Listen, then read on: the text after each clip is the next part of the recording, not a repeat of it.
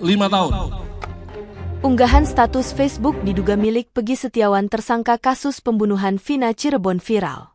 Hingga video ini diterbitkan, Selasa 4 Juni 2024, unggahan itu disukai 41.395 pengguna.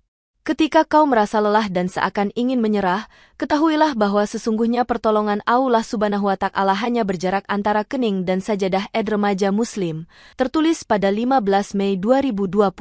Tetaplah bersama Allah karena dengan Allah segala sesuatu menjadi mungkin. La tazan inna Allaha ma'ana.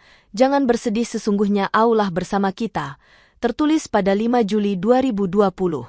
Alhamdulillah udah gajian lagi 900.000 pengen beliin mamah sesuatu. Tertulis pada 22 Mei 2016. Diketahui belakangan, Peggy Setiawan tengah menjadi sorotan karena ditetapkan sebagai tersangka kasus Vina Cirebon.